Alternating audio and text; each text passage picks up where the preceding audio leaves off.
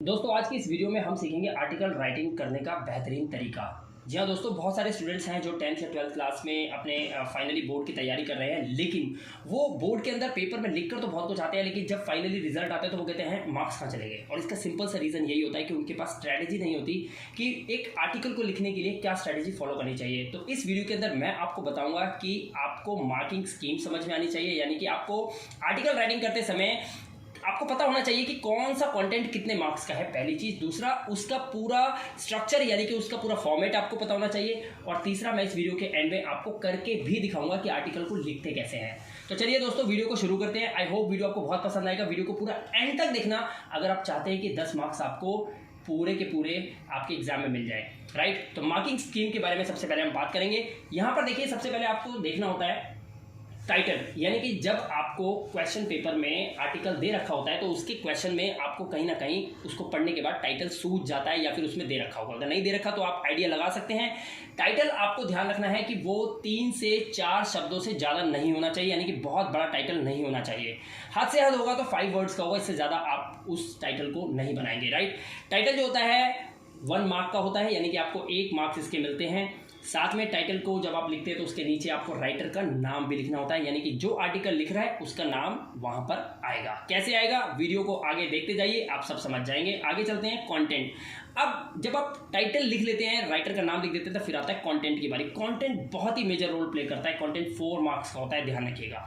तो कंटेंट में किस तरह से कंटेंट को लिखते हैं, कंटेंट के अंदर क्या क्या सेंटेंसेस हम ऐड कर सकते हैं जिसमें हमें एक्स्ट्रा मार्क्स मिल जाए, यानी कि अगर आर्टिकल्स हमारा 10 मार्क्स का है तो कम से कम 10 मार्क्स हमें पूरे उसमें मिलने चाहिए। साथ में हमें यहाँ पर ग्रामर को भी समझना है। तो दोस्तों, बहुत सारे स्टूडेंट्स हैं वो आर्टिकल पेपर में अटेम्प्ट करके ही नहीं आते, वो नहीं लिख के आ पाते। उन्हें ये डाउट होता है कि ग्रामर तो हमें आती ही नहीं, कि एग्जामिनर नंबर ही नहीं देगा तो हम लिख के क्या फायदा है। दोस्तों, मैं यहाँ पे बता दूं, ग्रामर जो होती है वो सिर्फ 2.5 मार्क्स की होती है, यानी कि 2.5 मार्क्स की ग्रामर है। यानी कि एग्जामिनर को पता है इंडियन स्टूडेंट्स के क्या हाल हैं, आपके और हमारे इंग्लिश में क्या हाल है, इसलिए वो चाहता है आपको नंबर देना, लेकिन आप उसे मौका तो दो कि वो आपको नंबर दे सके। इसीलिए ग्रामर अगर नहीं भी आती तो कोई इशू नहीं है, कोई प्रॉब्लम नहीं है।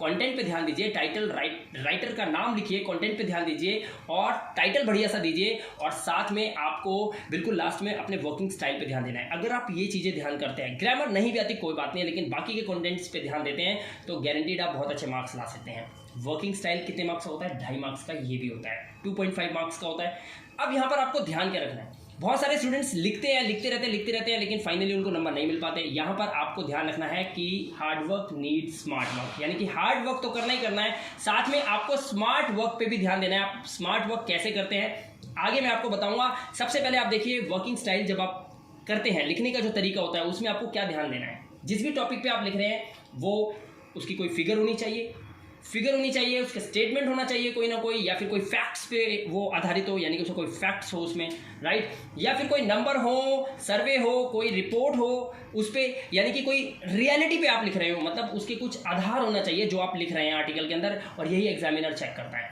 राइट। अब देखिए, कोई कोट होना चाहिए। अगर इन चीज़ों को आप अपने आर्टिकल के अंदर मिंगल करते हैं या इससे मिलते जुलते सेंटेंसेस बनाते हैं, कोई स्टेटमेंट, फैक्ट्स, नंबर, सर्वे, रिपोर्ट्स होनी चाहिए, कुछ ऐसे फैक्ट्स वगैरह डालते हैं आप अपने आर्टिकल के अंदर, तो आपको वाकई बहुत अच्छे नंबर मिलने के चांसेस हो जाते हैं, right.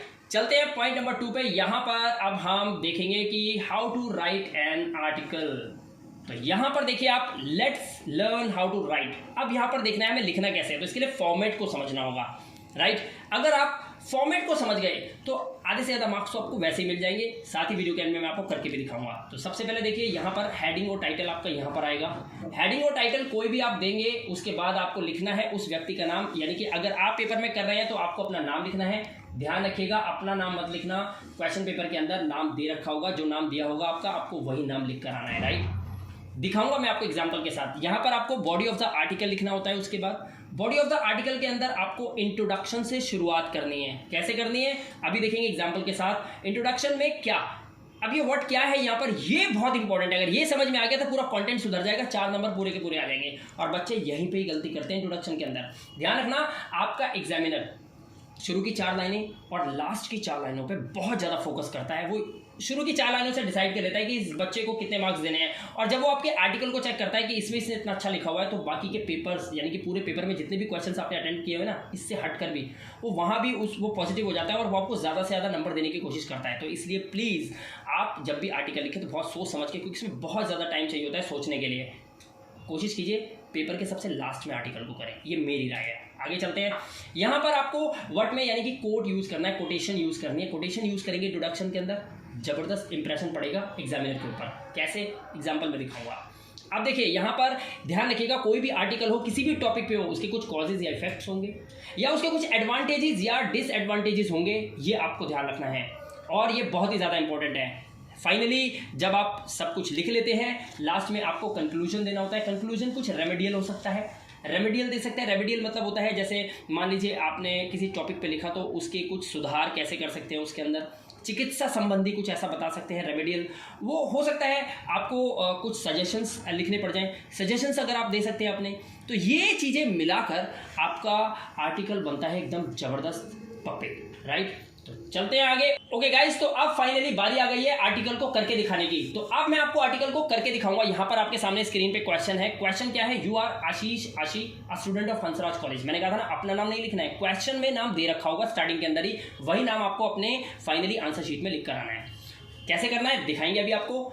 Right an article to be published in a local newspaper about the use and misuse of cell phones. Wow, keeping in view of student life, right. बच्चों की ज़िंदगी, जो स्टूडेंट्स होते हैं, विद्यार्थियों की ज़िंदगी को दिमाग में रखते हुए, उनको समझते हुए हमें ये बताना है कि जो सेल फोन्स होते हैं उनका यूज़ या उनका मिसयूज़ क्या होता है। एक लोकल न्यूज़पेपर के अंदर आप आर्टिकल पब्लिश करने वाले हैं, राइट। तो अब इसको देखते हैं कैसे करना है। सबसे पहले आपको ध्यान देना टाइटल में, अभी बात हुई थी ना, टाइटल होता है 1 मार्क का। कैसे करना है टाइटल, हमने यहाँ पर दिया, देखिए अब यहाँ पर हमने देखिए टाइटल दिया है कितना ज़बरदस्त, सेल फोन्स अ कर्स और अ ब्लेसिंग। यानी कि ये एक इतना अच्छा टाइटल है, इतना बेहतरीन टाइटल है। जैसे आप ये टाइटल देंगे ना, इसको एग्जामिनर चेक करते ही आइडिया लगा लेगा कि यार इस बच्चे को ना तरीका तो आता है कम से कम लिखने का। मैं बता रहा हूँ वो पूरा पॉजिटिव हो जाएगा और बहुत अच्छे मार्क्स मिलने के चांसेस आपके बढ़ जाएंगे यहाँ पर, राइट। उसके बाद आपको नेम देना है। नेम क्या है, आशीष या आशी। तो यहाँ पर आप देख सकते हैं बाय आशीष लिखेंगे, अगर आप लड़का है लड़की है तो आप लिखेंगे आशी। आगे चलते हैं। अब देखिए, अब यहाँ पर बताना है आपको इंट्रोडक्शन। इंट्रोडक्शन में आपको क्या, व्हाट, तो यहाँ पर आपको ये समझना है जो भी टॉपिक पे आप लिख रहे हैं तो उसका ना आपको डेफिनेशन नहीं लिख के शुरू करना है। जैसे आप मान लीजिए कंप्यूटर्स पे लिख रहे हैं तो आप ये ना लिखें computer is an electronic device, कुछ इस तरह से आप कुछ अलग हटकर लिख सकते हैं, राइट। तो यहाँ पर इंट्रोडक्शन में कैसे लिखेंगे आप देख सकते हैं। मान लीजिए साइंस एंड टेक्नोलॉजी को लेकर हम लिख रहे हैं यहाँ पर, क्यों, क्योंकि सेल फोन्स क्या है, सेल फोन्स एक टेक्नोलॉजी तो है जिसको आज पूरा दुनिया यूज़ कर रहा है और एक दूसरे से कनेक्टेड है। तो हमने यहाँ पर लिया science and technology have brought the world way head of time, the development and progress that the world has made with the help of technology and science is phenomenal. इस तरह से आप शुरुआत कर सकते हैं। अगर ऐसी शुरुआत करते हैं इंट्रोडक्शन के अंदर तो आप यकीन मानना कि एक एग्जामिनर ना इस पहली 3 लाइनों को पढ़ने के बाद ही इतना इंप्रेस हो जाएगा कि वो आपको नंबर लुटा देगा आप पर। बस आपको लिखने का तरीका पता होना चाहिए। तो प्लीज़ इंट्रोडक्शन बहुत अच्छा होना चाहिए, शानदार होना चाहिए। आगे चलते हैं। यहाँ पर इंट्रोडक्शन के बाद आपको बॉडी लिखना है। बॉडी ऑफ द आर्टिकल क्या रहेगा, यहाँ पर बॉडी ऑफ द आर्टिकल मैंने दिया, देखो cell phones are the mobile devices that help us to stay connected and can be carried with us easily, right? The use of cell phones among us have become so prominent now. तो इस तरह से आप यहाँ पर लिख सकते हैं। यहाँ है every coin has 2 faces, right? So does the use of cell phones. तो हर एक सिक्के के 2 पहलू होते हैं, उसी तरीके से सेल फोन के भी हैं। सेल फोन्स क्या करते हैं, help to keep us connected and informed, हमें जोड़ कर रखते हैं, right. The misuse of cell phones affects the students the most, यानी कि जो सेल फोन का मिस यूज हो जाता है वो भी स्टूडेंट को सबसे ज़्यादा तबाह कर सकता है, अफेक्ट कर सकता है। तो इस तरह से हमने यहाँ पर बॉडी लिख दिया और भी कुछ लाइन्स या सेंटेंसेस इफेक्टिव आप इतना तो कर ही सकते हैं यार, 10th या 12th क्लास के स्टूडेंट हैं, मुझे पूरा विश्वास है आप इस तरह से बहुत अच्छा लिख कर आओगे इस बार अपने एग्जाम के अंदर, राइट। आगे देखते हैं। यहाँ पर अब फाइनली बात आ गई कंक्लूजन पे, जिसमें मैंने आपको बताया था रेमेडियल दे सकते हो आप या फिर अपने कुछ सजेशंस दे सकते हो। तो सजेशंस अब इसमें क्या बनेंगे मैं कुछ बता देता हूं। यहां पर देखिए, तो हमने लिखा देयरफॉर, इसीलिए it is very important to understand the right use of it, यानी कि इसका सही इस्तेमाल को करना या उसको समझना बहुत ही ज्यादा इंपॉर्टेंट है हमारे लिए।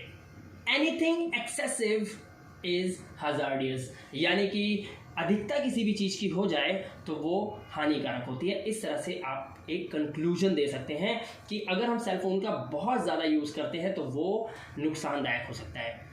तो दोस्तों आपने देखा रेड कलर में ऊपर यहाँ पे इंट्रो दिया है, लास्ट में कंक्लूजन रेड कलर में, बीच में हमने बॉडी लिख दिया, उससे रिलेटेड कुछ सेंटेंसेस बना के लिख दीजिए और इस तरह से आप अपने आर्टिकल को बना सकते हैं एक जबरदस्त आर्टिकल। और आई होप कि अगर आप ऐसा कंटेंट और इस तरह का आप फॉर्मेट अपने दिमाग में रख के आर्टिकल को अटेम्प्ट करके आओगे ना, फुल टू फुल मार्क्स की गारंटी मिला गुप्ता आपको बता रहा है यहाँ पर देगा। तो गाइज आई होप कि आपको ये वीडियो बहुत पसंद आया होगा। Thanks for watching this video. Please subscribe this channel for next video, क्योंकि मेरी आने वाली जो वीडियो है वो लेटर राइटिंग पे आ रही है रिपोर्ट राइटिंग पे, और मैं बताऊंगा आप लोगों को कि अनसीन पैसेज को जिसको बच्चे अक्सर गलत करके आते हैं किस तरीके से बहुत इफेक्टिव तरीके से आप करके आ सकते हो और लेटर राइटिंग, रिपोर्ट राइटिंग या अनसीन पैसेज में ला सकते हैं फुल मार्क्स, राइट। तो इस बार आपके आएंगे फुल मार्क्स, ये मेरी गारंटी है। तो प्लीज चैनल को सब्सक्राइब जरूर कीजिएगा।